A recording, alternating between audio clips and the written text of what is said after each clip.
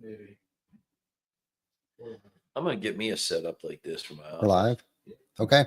And we are live. Welcome back, everybody, to episode 279. I'm your host, Ty Backer. Thank you for joining us on this Wednesday edition of Behind the Tool Belt. We will be right back after our intros from our sponsors.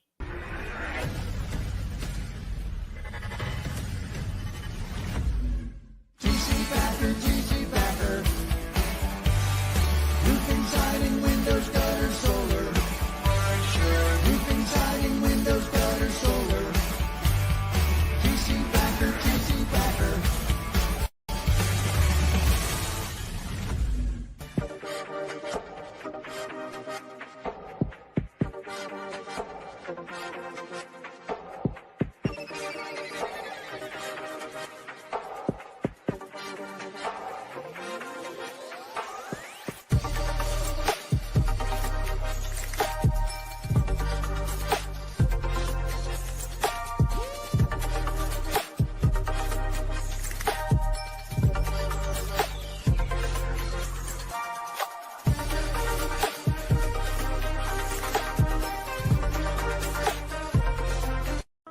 Is your lead flow down? Whether you're a company owner, office staff, salesperson, or installer, you're a roofing rock star. We help you get more leads with custom SEO, Google Ads, and a pro website.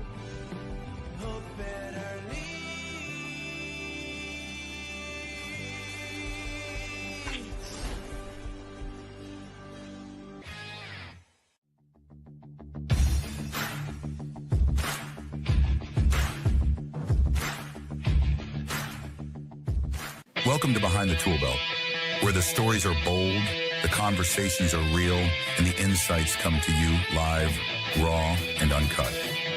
Every week, host Ty Backer sits down to bring you the stories, the struggles, the lessons learned, and the wins. No filters, no scripts, just the truth. Please welcome your host of Behind the Tool Belt, Ty Backer. And we are back. Welcome back, everybody, to Behind the Tool Belt. Today marks a kind of a milestone, I guess. It's episode 279. It's kind of a square number. It's not a nice round number. Yeah. Like 280. Actually, next week we'll be on the road. Vic and myself will be on the road. We'll be traveling to Greenville, to our other location. We're going to knock out a couple things that we need to address. But next week's show will be a solo show. It'll be us on the road, which should be pretty wild. And then the week after that, David Bruno will be in the studio with us. And I think, some of my favorite, episodes are definitely with you, Erico, and David Bruno. Like, you guys are like the original OGs of Behind the Tool Belt, and are some of the most memorable, our Christmas episodes and stuff like that, where you showed up down at the shop pretty shot in the ass. And I have no idea how the hell you made it home, but you did, because you're still with us today and didn't get locked up for anything. No, just kidding. I think my son drove. Probably, but I think you also showed up as Santa Claus. Yeah. Yeah. So that was a pretty remarkable and rememberable episode. So, it's always, I thought we were talking about leadership. Ty. Yeah, we will. Okay. But I want to, poke fun a little bit here. It's all right. of you. But this is, the podcast where, we talk about leadership, personal development, all those good things that are happening within our industry. And, for the most part, we have people that are on the show that are, entrepreneurs. I don't want to just say industry specific, but in terms of how you have affected our business. Right. So you do touch a lot of people within our industry, and a lot of people might not know that. Now, that was one cool thing about our golf tournament that we hosted. Okay.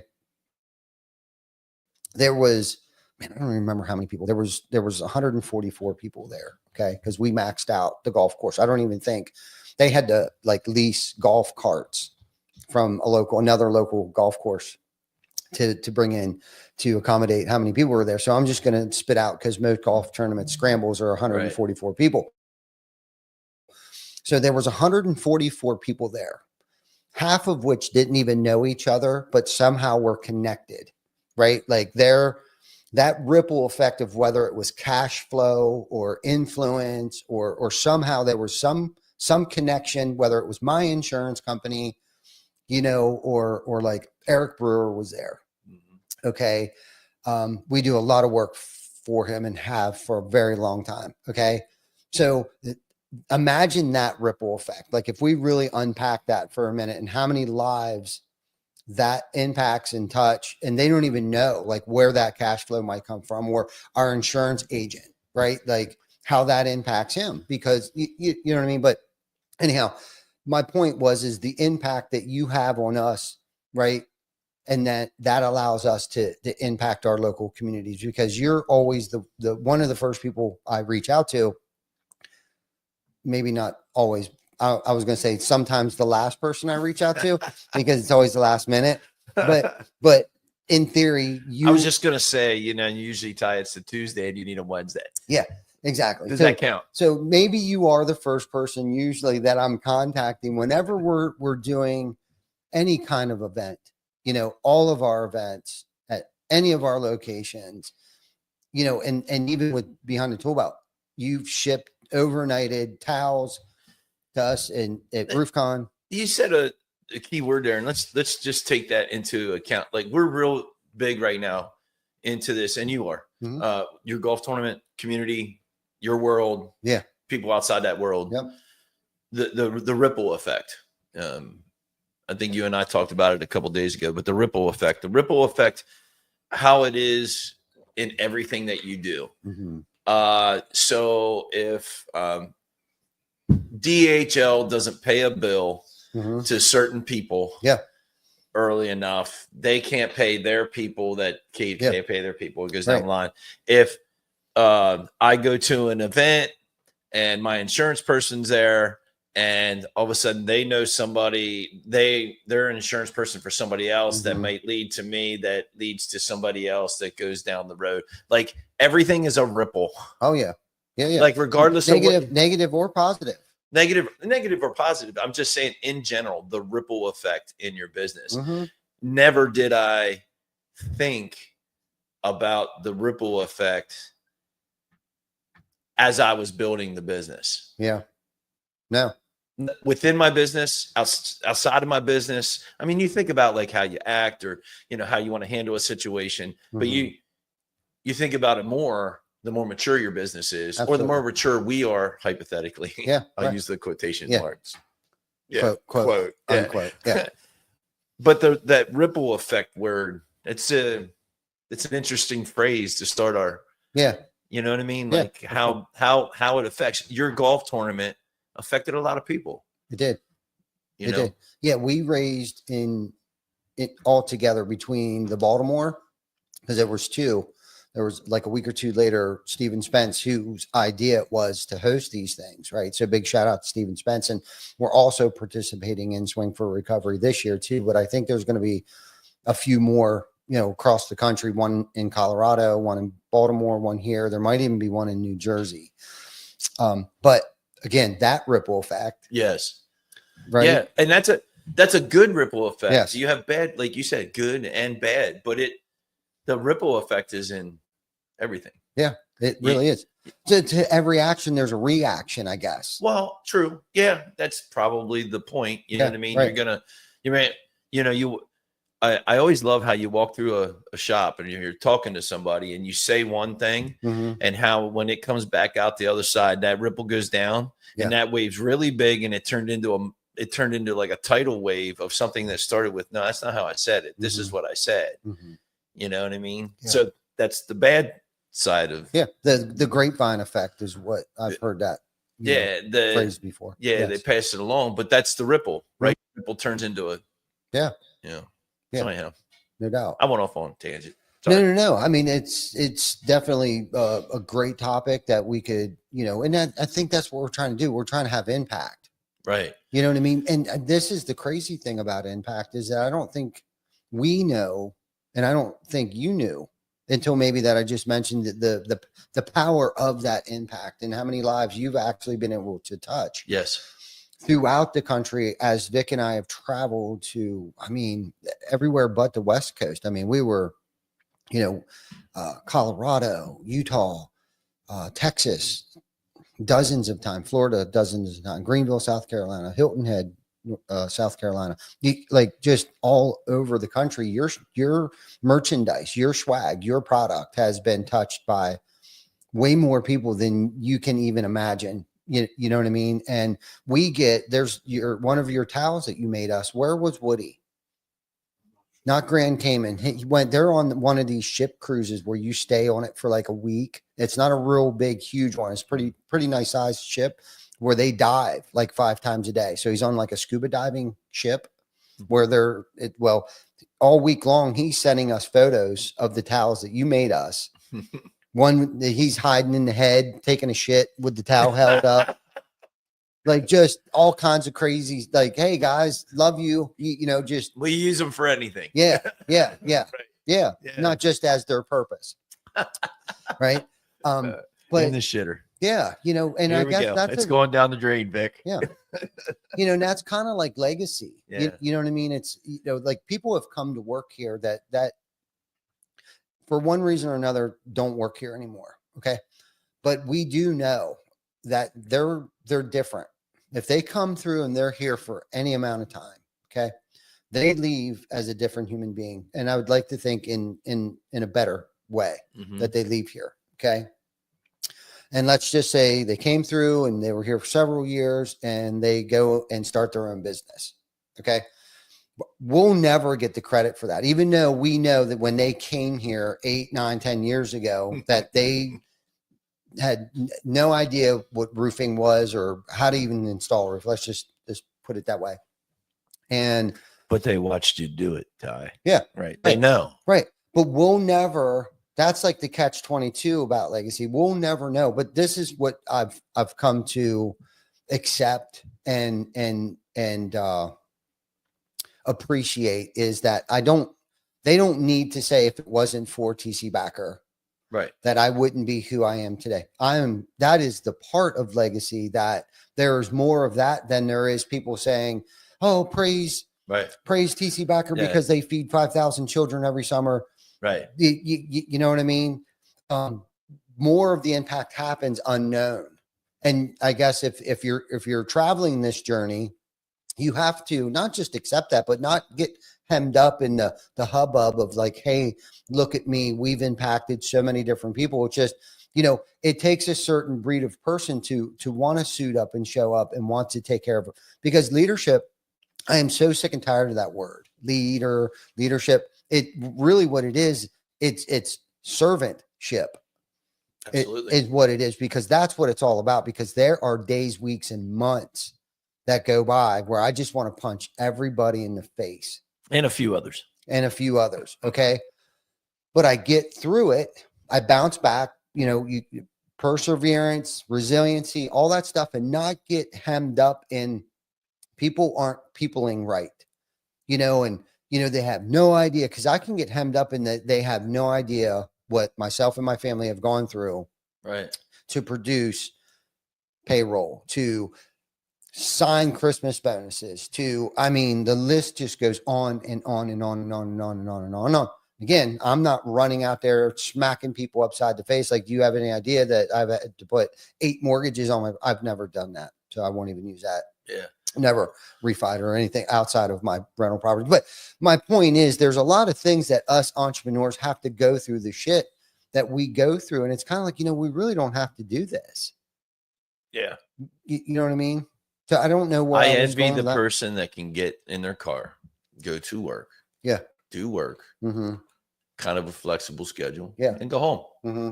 Right. I envy that in a lot of ways, because we were, I went, for lack of a better term, anchor. It's not an anchor, but there's something that's tied to you to the whole time. You're obligated to that. Yeah. And that's what, to what's that saying about the person much is given, much is asked. Right. Yeah. So, if you're going to put yourself in a position where you're going to work your tail off and be given something, there's going to be a lot also asked of you. It's not like, Yeah. You know, if it was right. If it was easy, everybody would do it. Yeah. Right. Right. You know, and if it was easy, you would be able to do it tomorrow, walk out the door and do it tomorrow. Yeah. And, you don't I like you. There are the have people out there that, have gone on to do other things or don't, that will never admit, but that's okay. Yeah. All we can hope for, and that's where I was kind of going with that, is all we can hope for is that they go out and have the same amount of impact on other people's lives as we've had on theirs. I'm going to use a phrase that I use all the time. Don't make an impression, make an impact. So, in our industry, impressions, that's the number of prints we do or whatever. But I started saying that phrase a long time ago. Let's not make an impression. Let's make an impact. Okay. And what is the impact? The impact is when you go out and you say, I work it to the T. Oh yeah, I know that. Yeah. They do our swag. They do, you know what I mean? You don't want to be on the other side of that. Right. So you just be an upstanding company as best you can. There's going to be wins and bads. And if you win more than you lose, then it's a good thing. Yeah. Right. Yeah. But you try to make the impact in the community. Right. You know what I mean? And you can't impact every organization, but at least you can impact as many as you possibly can to get your hands on, Yeah. And unfortunately, we're not going to make and keep everybody happy either. No. And that's something else that we have to accept. But if everybody was happy, that's utopia. Right. But also learn from that. What did we do wrong here? If it's not a good fit, that's one thing. But if you lose a client or if you lose a team member or a coworker, okay, those for me over the years, right away, I want to take it personally because I am a firm believer that, people don't quit jobs, they quit people. So I kind of get hemmed up in that a little bit when somebody does end up leaving, but I also got to look at the whole thing where it's kind of like they had a better opportunity. It wasn't necessarily, something that we did wrong. Okay. Right. But when somebody does leave or you end up losing a client, that right there there's a big, huge lesson to be learned there. Like, why is this happening for us right now? Right. Okay. Or if you have a client that is very difficult to work with. And over the years, we've had several of them where, like, if we can meet that standard, we should be able to meet everybody's standard. And that has now become the standard. And that's what I've said to my team, where it's like, I know they're very difficult. We had this project several years ago up in Mechanicsburg, and this guy was relentlessly on my ass about safety, about cleanliness. And I mean, over the smallest, minute pieces of little fragmented aluminum snippets on the ground. I mean, it took him longer to snap a picture and send it to me than it would have been for him to just pick it up and throw it away. What I discovered was on my way there to whoop up on him, I'd left my family in Delaware. I was on vacation, left them there and drove the whole way to Mechanicsburg to put the schmack down on this dude. I had been so emotionally hungover because I kicked his ass 5 ways to Tuesday up here. I knew exactly what I was going to say. I knew exactly how the conversation was going to do. I knew exactly what his rebuttal was going to be and what I was going to follow up with. Like, I mean, I just metaphorically, like, mentally beat the crap out of this dude. 3.5 hours, probably 4 up to Mechanicsburg. Left my family down there, drove up there, got there. He'd have probably just been able to push me over because I was so emotionally hungover and distraught, like worn out, like beat the crap out of myself. But what I've realized on my way there, and I got out of the truck and he was so excited to see me. Hey, Todd, because he's a keyboard warrior, right? What I realized is this guy is just so good at his job. He's really good at his job, and I didn't like it. I didn't like the fact that he was pointing out my character defects, my flaws, our flaws, not necessarily my personal character defects, but our flaws, our character defects as a company. And that's where I discovered, and this is going back a good 10, 12 years ago. I remember the day. Do you? Yeah. You talked to me on the drive up. Probably did. And I got the whole story about what you were going to do to this guy. Yeah. I already knew where the body was going. But I distinctly remember that day. I remember us talking. It was like a day or two later. And I was like, how did that go? And you're like, it didn't go any way that I said it was going to go. I took away time from my family. That's how that went. Right. Really, at the end of the day. That was it. Yeah. Yeah. But is that guy going to be a big advocate for you now? He is. We still work with him today. Yeah. Still work with this guy. And that has become the standard. Do we always meet that standard? No, we don't. Right. But we now know what the standard is. If we can keep this guy happy, we are going to shine like a diamond. Like there's nobody that we're not going to be able to accommodate if we hold this standard. Now you do have notes in the system. Hey, by the way, this guy's particular. Yeah. Or, hey, don't do this on when there. I passed him off to Vic, I warned Vic. When Vic passed him off to Baker, Vic had to warn Baker. Yeah. Like, hey, this kind of like we this warn guy's everybody about. Yeah. You. Probably. That's why I don't deal with anybody else other than you. No, it's because they would come to me to ask if we could get this done. So you just come right to me. Yeah. Right. Mm-hmm. I'm waiting for the day you say, hey, I needed my shirts yesterday, Chris. I haven't had that one yet. Okay, that's coming. That's coming. That's coming. Love my shirts. I needed them yesterday, Tuesday, Chris. You're late. Yeah. You're holding me back. Today's Wednesday. What's up? You didn't even give me And, the order and yet. you came here empty-handed. Oh, by the way, I did forget your order was up in my office, and I forgot. I'm going to get yelled at. Kelsey's going to yell at me. So, oh, speaking of Kelsey, Tabby reached out to me. She wants a yeah, man. Yeah, she. We think that's the one good thing about our shop. Mm-hmm. Everybody in the shop understands the value of relationships. Mm-hmm. You know what I mean? Yeah.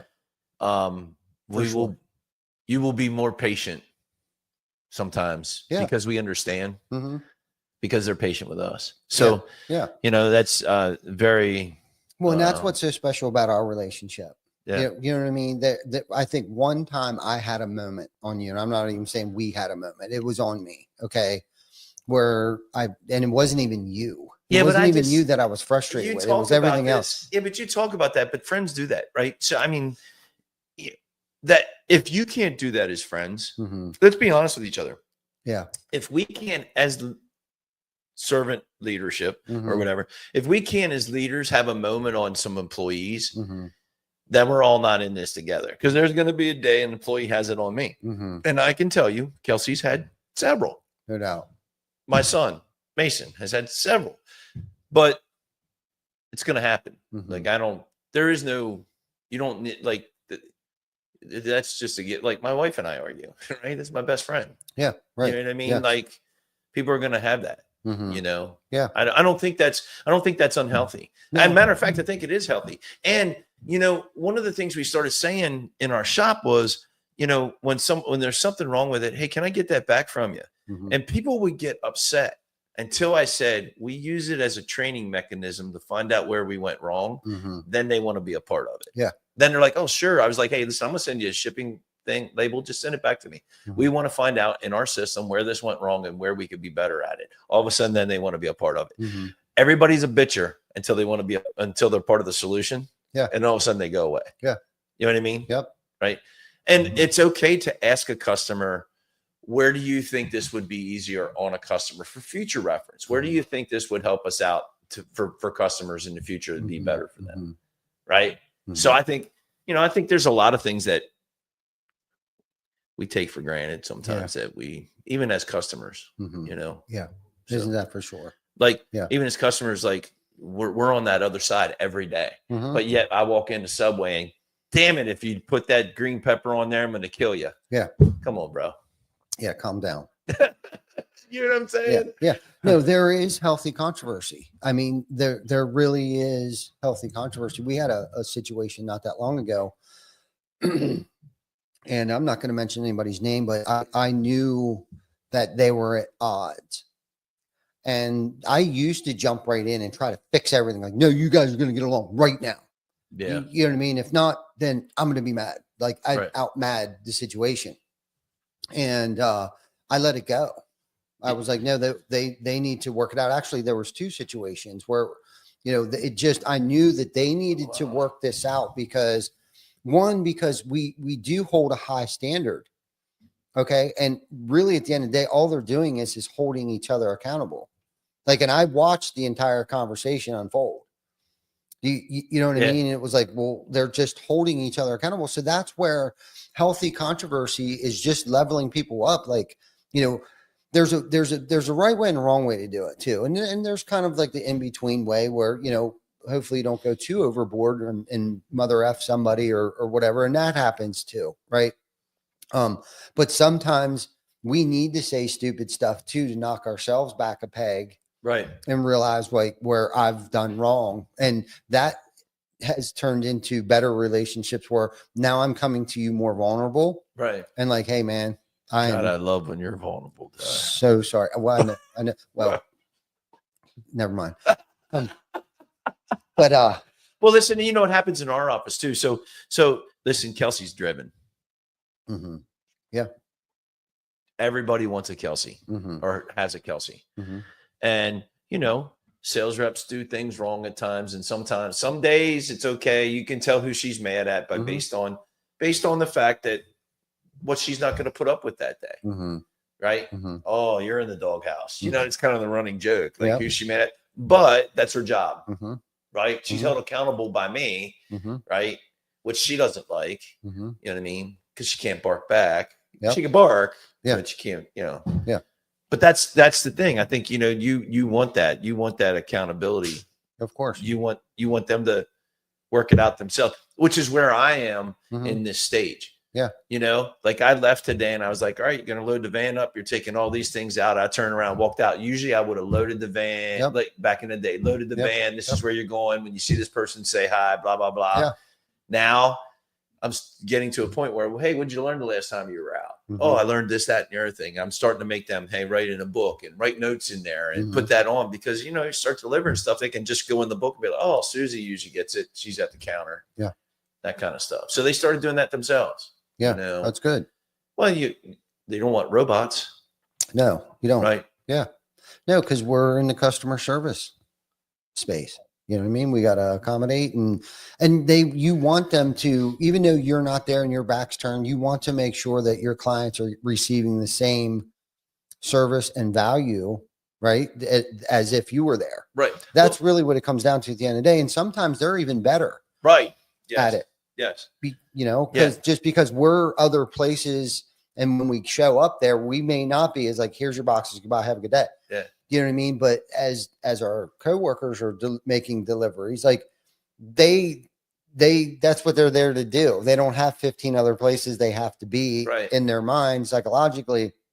You know what I mean? And that's what I found. Like my team, a lot of my team is a lot better, especially today at things that I used to do all the time, like load the truck. I'd be the one driving the truck after loading the truck and making all my rounds and deliveries and all that stuff. You know what I mean? But I come to find out they're better at it because one, I might not have the bandwidth. Like I should be working on the company, not in the company necessarily so much Great line. You know, and this is where the impact starts. Like we've built such a nice not business. The impression, right? The impact. Yeah, the impact, right? Like here, I'm impacting you. I gave you a job, right? You know what I mean? To go out and impact more people's lives. And you know, speaking of which, you know.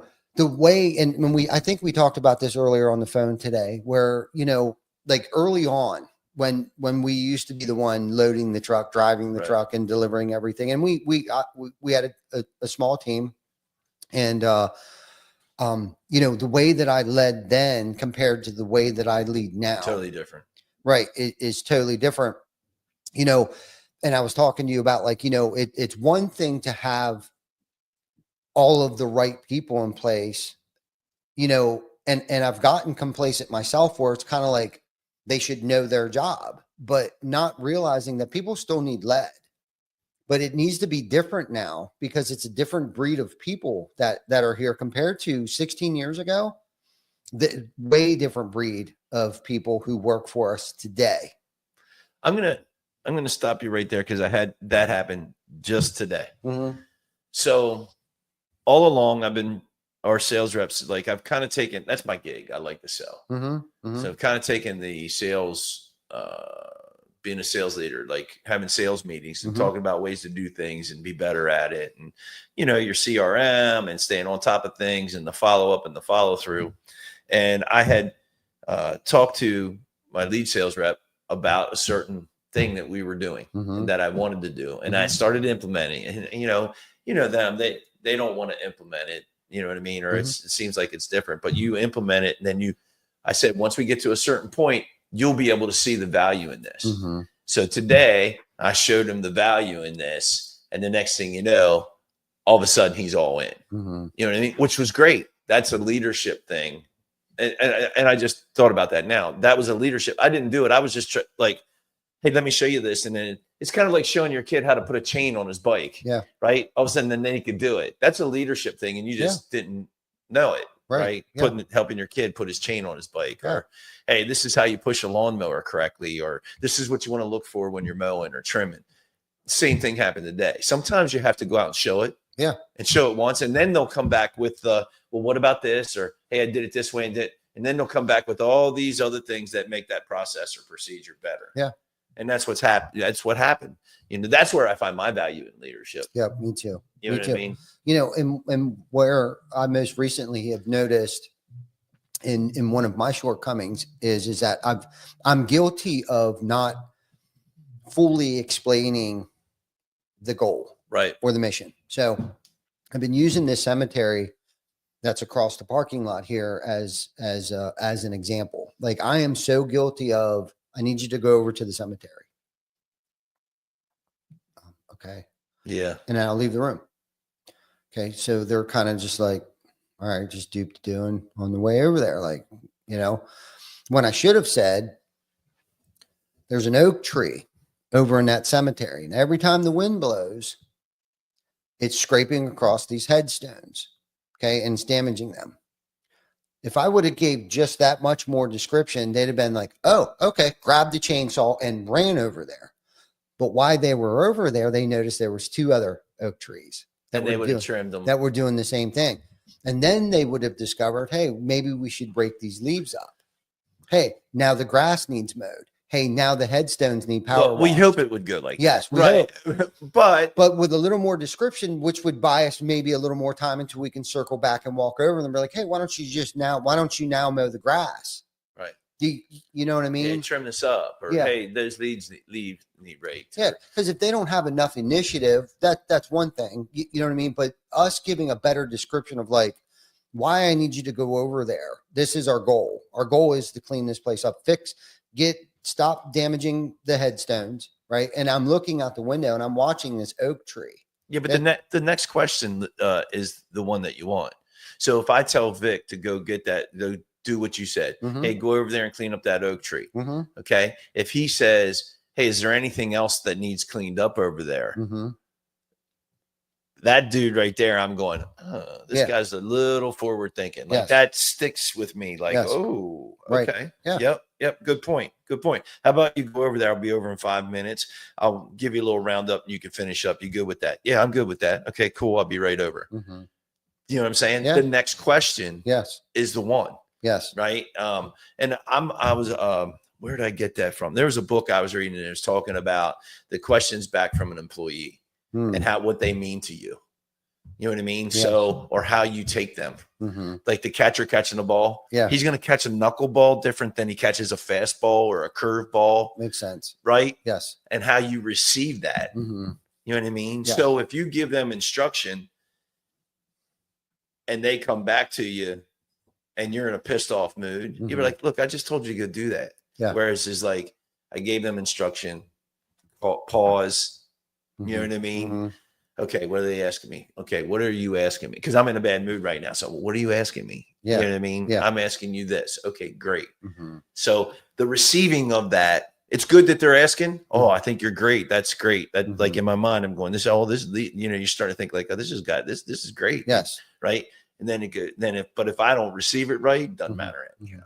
Well, you're going to find out right away too if they have the initiative, you know, whether they're asking the right questions or by the time you do show up, they already started to rake the leaves after they took the limbs down.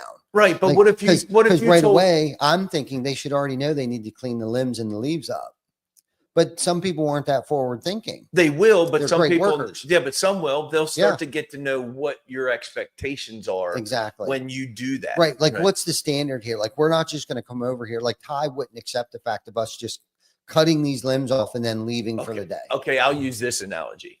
Hey, Vic, go wash my truck. So he takes your truck thinking ahead. Hey, I'm going to be ahead of this game. These stickers on here, these decals, yeah, that's not good. This is a brand new truck. Why we have these? And he starts taking them off. Is that good? No. Yeah. You would want them to say, yes. Hey, what about these stickers? Yeah. Yes. And you're going to be like, yeah. Are they asking the right question? Correct. Yeah. It's the right question. Yeah. Or he comes back with no decals on and you're like, look, I just paid $80,000 for that truck, including the decals. Right.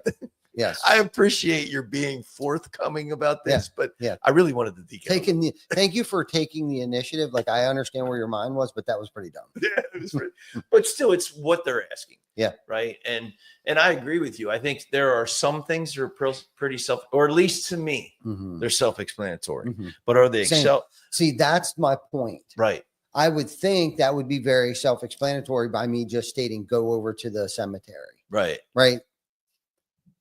Only because I'm more of a forward-thinking person. I'm going to go over, I'm going to check it out. I'm going to, obviously he wants me here. There must be something wrong, right? Like with what's going on, but not everybody's built like us. And that's my point, is that I got to give a little more description of what it is that I'm actually looking for. Nobody can read my mind. Nobody's a mind reader. Well, your wife thinks she can. She is actually a good mind reader. She is. But I'm supposed to read her mind. Yes. Oh yeah, it's a tough one. Yeah, that's a tough one. I've gotten better. It's like Braille. Yeah. Did I say that out loud, Vic? Oh, no. Everybody heard me. No, but I mean, as we mature, like you stated earlier, as we grow up, as the business matures, and but my point too was, how I led then isn't gonna, may have got us here, but where we want to go, you know what I mean? That means I have to change. I have to redevelop myself as a leader in today's day and age, whether it's the technology, it's the things I'm studying, the things I'm listening to, the events that I'm attending, in order to get where we want to go, whether I want to sell, whether we want to do XYZ amount dollar, whatever that case might be, because we might have all the right people in all the right seats, but if they're not being led correctly or giving enough description of what it is they should be doing, we'll never reach that goal. And then what happens too, this is the other thing too, if they're not being led well enough, people get a little too comfortable and they get complacent, right? And okay is just okay, right? When we're, the enemy of good is great. Like, we want to continuously be great. But what if happened? I'm riding on my laurels and I'm sitting back in my chair and with my feet propped up, and people might say, well, as long as you have the right leadership in place, that's still not, I've been doing this long enough. It doesn't matter who I put in place. The message will not be the same unless it's coming from me, the energy, the CEO. Right. And you know what's complacent? So you talk about, that's a great word, by the way, complacent, because you're like, okay, listen, man, my business is doing this and it keeps going up a couple percentages every year. So good, whatever, but they get complacent. And then when they get complacent, okay, and you go to ask them to do more. Yeah. Because all of a sudden you had an epiphany. Yeah. Right. Right. They're not used to that. Oh, well, it's all good. Yeah. Yeah. Well, I was wrong. Yeah. Well, then I don't like this job anymore, because you know what I mean? Like, you start going down this, you start really going off. Oh yeah. Whereas my father-in-law, who passed away, God love him, Don, but he used to say, it's okay for people to walk on eggshells. It's okay. Like we do all the time. You drive in your car, you're constantly, you're speeding, but you're constantly looking for the cops. Yeah. You know what I mean? The kids, your kids, they want to know where the line is. When's the line that goes from dad yelling at me to dad just snatching me up? Right. Right. But employees want to know. They need to know. There's when it's time to and when it's not. Yes. And we're walking on eggshells because there might be a change tomorrow. Yes. And that is good because, my wife works for a $700 billion company. For them to turn, it's like taking this Freightliner. Oh, yeah. And do this. And when they have new things going on, there's 4,377 people that have to do the same thing to turn this Freightliner. Oh, yeah. When we should be able to do it like this because we're a smaller company, and it shouldn't affect anybody. It should be, what's my role? Yeah. And what do you expect from us by turning this 45 degrees? Right. Right. Yeah. But a lot of times we go, oh, you're changing my world. Yeah. Like that just, and I think on your point is in my earlier days of leadership, it would have just been, we're doing it. right. That's it. I don't just shut up, just do it. This is what we're doing. And I'm not saying I still don't have that attitude at times, because sometimes I don't have the time, right? It just needs to happen. Okay. But I think the way that I approach things too is like, we try not to roll things out to the entire company at one time. Right. And then most recently, I started to write clarity notes from Ty. There were some changes happening upstairs. And so I wrote, instead of me just telling you, Right. and then leaving. Okay. I thought, well, there would be more impact if I actually wrote something out and showed you what I want your new role, some new task that I want you to pick up, and the impact that it's going to have on the company, and why this is so important. That's a great idea. So I started going through writing notes for Ty. And this is the thing too, like there's a couple people who have been here for a little while that I also think their roles might not be changing, but need a clarity note, whether it's comfortability, whether it's, I just see gaps, like, hey, I feel like you should be, this is your job, just so you know. Instead of getting their job description from them, it's my job to tell them and remind them sometimes what their job is and the importance of that role. Like, and it's okay to do that. You're the bridge between sales and production. But it's okay to do that too. Yeah. That's where it gets lost, in the sense of, it's like, I can't believe you're saying that to me. What part of it didn't you understand? Like, right. What part? I don't get it. Like, we're just changing some things. It happens everywhere you go. And they're not always going to get it right away, but after 3 months, it's just now their job. Yeah. Do you know what I mean? Like, it just wears off, where it's like, this is just the normal. That's every it. day. I've come in here for a week now, and it's habit now. We are creatures of habit. Yeah. And they love the fact that they come in, they sit down in a chair, make their coffee the same way, and do all of that. And God forbid, my dad was the worst. God forbid that one car got in his way on his 30-minute drive to work.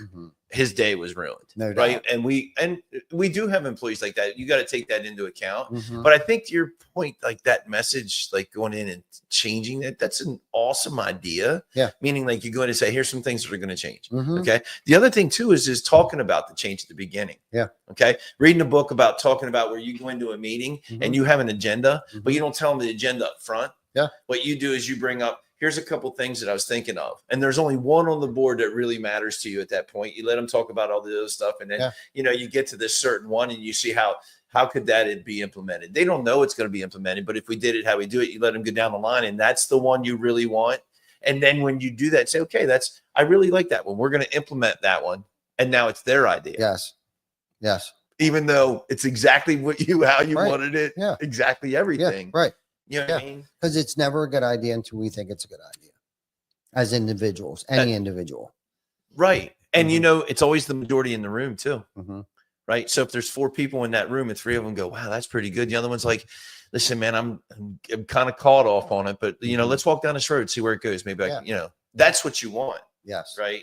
Yes. And sometimes it's very hard to get. And a lot of these things should be a team effort. If they feel like that they're involved in the decision making, it goes no different than me when I work for somebody else, or household change. Mom and dad. If they're like, hey, how do you feel about this? We plan on going here or whatever, doing that. It gives you a sense of belonging. Like my opinion really matters. My influence, I have influence here. You know what I mean? It gives you that. Not sense of belonging, but it gives you that empowerment. Right. You feel empowered I'm helping. Yeah. Well, I can tell you, let's talk about so there's some, and I'm going to use something that happened with my daughter about this empowerment. I thought it was really good. Superintendent of the school district asked a bunch of kids to go into this meeting and talk about they were 9th, 10th, and I believe 11th graders. Like, hey, what do you see? Which I thought was awesome. Yeah. Like, bring them in, tell us what you see. What are some things on your mind? What would you change? What would help us? I thought that was great. You talk to a parent, their agenda is different than this kid's agenda. Yeah. But if you get the right ones in the room, they're going to tell you the right answers, right? So, and she said, I think my daughter said to the superintendent, need to turf the field. And she knew it was a challenging. She told me later, she knew it was a challenging question because turfing the fields, not everybody likes that. The parents get upset because you're spending so much money on you know what I mean? Like it's like it just goes down. But she knew it was going to be a tough question. But she also knew it was going to be a tough question because of what she was going to ask him next. The next question, right? So and I thought this was all good because, and he said, listen, it's whatever, it's $1 million, whatever the number was, $1 million. And right now there's things that are more important than that. And her next question was, okay, so it's more important than me getting home at 10 o'clock at night and then having to study because we have to practice 7 to 9. And he went on to the next question. And I thought it was brilliant. So like in this meeting with your employees, you bring up these things and they make these challenges. The next question is going to be the hard one. You as a leader have to be prepared for it. And I don't think he was prepared that these kids are smarter than we have to be prepared as leaders to know that, I better have my stuff together. Yeah. If they're, the proverbial, well, let me get back to you, but let me think about that and get back. Sometimes in today's world, I don't believe you. Because they know we're smarter than that. We've done it for 18 years. So they know that we've thought about this. Yeah. There's a reason we're asking these questions. Right. Exactly. So when she walked into that room, I don't think he felt that he was going to get tough questions. It was maybe kumbaya and everybody was having a good time. Right. But she hit him with it, Good for him or her. I mean, but I'm saying is we have as leaders, it showed me that I have to be ready. Whatever it is. Yeah. You know what I mean? Like the first time I got health insurance in the company and I'm standing there and the insurance rep's in and they're doing all their talking and they ask a question and the insurance rep went like this. And I was like, uh-oh. Yeah. Let me get back to you. Yeah. But and sometimes there is, I don't know the answer to that question right now, but I will get back to you. But we should, if we're going to ask them to be prepared or we're going to ask them, we should be a little bit better prepared. There are going to be some questions. Yeah. An insurance question. Do you think I'm really going to know it? I won't. No. Yeah. No. Yeah. I won't. The only thing I know is I get a call every year. Hey, it went up. Yeah. Isn't that the truth? Yeah. Yeah. We just went through that ourselves. Yeah. Did you fix his camera, Vic? You fixed his camera. Did you fix my camera? You did? Yeah. Cool. He didn't get any prettier. Didn't I? I should have. He didn't get any prettier. I should have. What where are we at on time here? It's almost 48 minutes. 48 minutes. Almost 48 minutes. Todd, we got another 48 minutes in us, don't we? I know we do. We probably got at least another 2 hours. But before we get off here real quick, is there something that you want to leave our viewers with? Yeah, there's a lot. I talk about I've been talking about it a lot lately. Coaching youth, I coach sports. I'm a varsity lacrosse coach. Yep. And through this whole COVID type thing we had gone through, I found that I maybe was disappointed in the kids, but it probably ended up figuring out that I was more disappointed in the parents, allowing just not being parents, whether a divorce situation or what. But I think there's hope. And I find that, people are stronger than you realize and kids are stronger than you realize. Yeah, more resilient. Yes, than we ever give them. Yeah, for sure. And I think we need to be that with each other because I think part of everything that people are trying to, or I don't know what's trying to go on. They try to get us to hate one another. Yeah. And it just gets exhausting. Yeah. And so I have hope. I have hope for our future. I have hope for a lot of things. And I think we need to put our hand out and shake hands and tell people we love them a lot more. Yeah. I think it matters because you don't know where that person's been in that day. Mm-hmm. And I started doing something a while ago, and I think you and I talked about it before. And probably 3 to 4 times a week, I'll send out text. Now, you and I text a lot, so it's different. But I'll send texts out to people that I haven't talked to in a while, and I call it being intentional. Yes. Hey, hope all's well. That's all I put. Hope all is well. Yeah.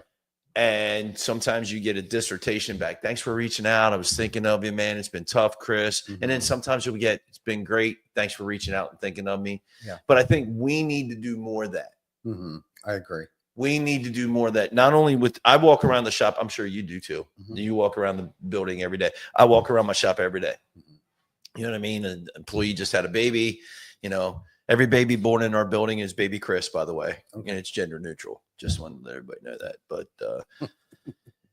they didn't name them that, but their raise was determined based on if they were naming their baby Chris. Yeah.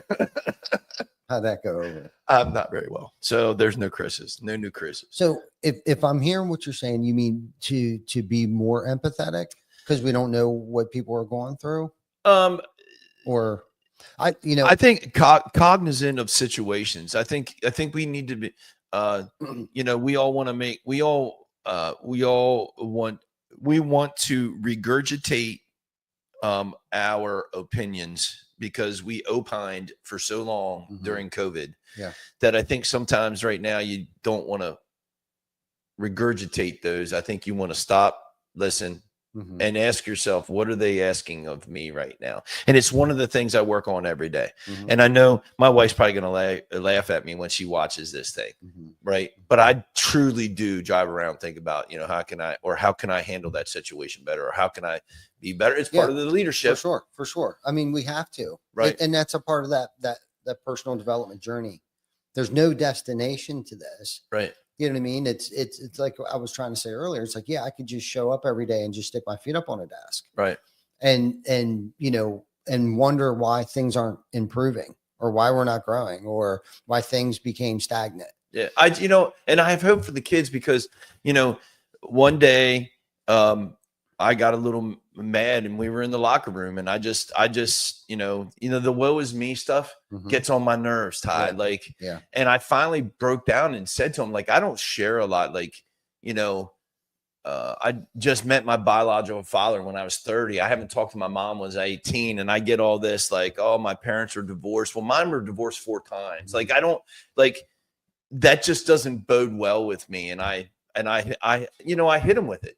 I was like, you guys want to poo-poo on me and you can't come to practice because your toenail's hanging off. And I said, but if I don't put you in the game when you're not here because you didn't come to practice, that's a problem because your parents are sitting or one of your parents are sitting in the stand. I was like, listen, you guys got to get away from this poo-poo-pooing about each other. And you just got to start showing up and start making it happen. Yeah. And that's and I shouldn't have probably opened up that much, but I will tell you, they opened up more to me because they felt the same way. You know what? Oh, coach has been through it. Yeah. Yeah. So no, I digress, a little bit. And so so wrap that up for me. Well, I just think that we need to love one another a little bit more. And I think we need to reach out and understand people's situations. And I think I'm going to be honest with you, stay away from the TV. Yeah. Stay off, get out of that shit. Shake somebody's hand. Yeah. Look them in the eye. Know what their world's like. Yeah. You know what I mean? Yeah. And I try to. It's this is not all about money.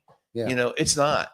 This is all about we need to love one another, and we need to do it in a better way, including myself. No doubt. So yeah. No, I like that. I agree. I agree that, we need to be a little more empathetic. But on the other side of the coin too, is that we're not here to be doormats either. No. And if you're not willing to meet me halfway, at least meet me halfway. Mike and I just had a conversation, my guy down in the Carolinas, yesterday about, meeting, boo-hooing about torn toenails or whatever the question might be, or whatever the issue might be. You know what I mean? There was, all this soft, and I guess that's what drives me crazy sometimes too. It's like, not everyone, but there's, looking for something for nothing and, and navigating through that bullshit, Like where, like, are they just looking for something for nothing, or are they willing to put in the work? You know what I mean? And then, right, they missed practice, and then it's game day Friday, right? And they don't understand why they're sitting on the bench. You know what I mean? But you never put the work in. Everybody else was here. Even the worst player on the team is here meeting me halfway. So like, I'm pouring into this kid. You won't allow me to pour into you, but yet you want to get the glory, you know, on game day. Mm-hmm.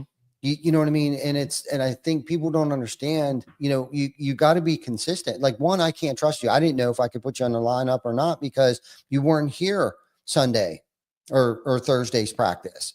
So you show up Friday because it's game day, but I didn't, like, no call, no show. Like what was I supposed to do? But that goes for work. You're making a sports analogy right now. Yeah, totally. But the same goes for your That's office. exactly what I'm saying. Right. Oh, why did he get that lead? Well, you weren't here. Mm-hmm. And by the way, they were asking about this, which you weren't in our meeting about that. And we weren't able to bring up the date. We just want that direction. Yes. Right. Totally. Oh, but it's that you're taking money out of my mouth or food out of my kid's mouth. Come on, man. Yeah. Come on, bro. Then you should have worried about that when you took off 2 days this week already. Yeah. You know. Yeah. Oh, no doubt. yeah, I don't feel good. Yeah. Yeah. No. What a great conversation. Always. Like I said earlier, this is why you were definitely one of my favorite guests coming on the show, because always our conversation should be recorded. Every conversation we have, you know, on the phone, you know, the conversation we had earlier today when we were on the call, like that, all of that stuff should be recorded and edited, most of it. But there are some golden gems in there that, you know, and I enjoy you. I appreciate you more than you'll probably ever know, Chris. One of these times I want to have a show, Ty, because I keep a list of quotes and like favorite quotes or favorite things out of a book or whatever. Yeah. I want us to come on here and just start going down the list, reading some of the good ones. Yeah. Like, and I'm sure you probably write them down or you have a book of them. Uh-huh. It would be really cool to go down and start reading those and be like, you know, like, and what it means to you, not necessarily in terms of when you read it or heard it, because I don't know. I'm pretty sure you're like me. Even though I'm reading something, my mind goes somewhere else. Like, yeah, they meant it this way, but I can use it this way. Right. You know what I mean? So I'd like to hear your interpretation. I'm going to give you one little gem. Okay. John Wooden, basketball coach, UCLA, won like 10 titles. It's so weird you just said his name. The Pyramid of Life. Yes. But one of his favorites. Yeah. One of his favorite sayings is, it's what I learned after I knew it all that made me the man I am today. And I'm thinking, priceless. Yeah. I've kept that with me forever because it is so true. Yeah. So true. Yeah. No, that's good. So, and that's one of my favorites. John Wooden. Yeah. If you don't, you got to dig into him. Yeah. He's just brilliant. Yeah. Brilliant. No doubt. I just started. Oh, did you? Yeah, I just started. Oh, yeah. It's so awesome. weird you just said his name. He's awesome. Yeah. Yeah. No, you're right. He's you know, one of the all-time greatest NBA coaches of all time. No, NCAA. NCAA. Yeah. Well, whatever. You know, a short guy like you doesn't know basketball, right? Not at all. No. But he's awesome. But I will kick your ass at a game one-on-one. Probably. Yeah. Probably. I tore my Achilles years ago. Okay. So it's all Vic's fault. Excuses already coming. No, I love you. But lacrosse, I'll let you kick my ass. I'll give you that one. No. Okay. Anyhow, how about pickleball? We can play pickleball. Yeah, I like pickleball. Yeah, and then when I beat you, don't cry. I won't. And we can't play 77 games till you win one, and then you say I won. Why? It's the last one that counts. I'm just warming up.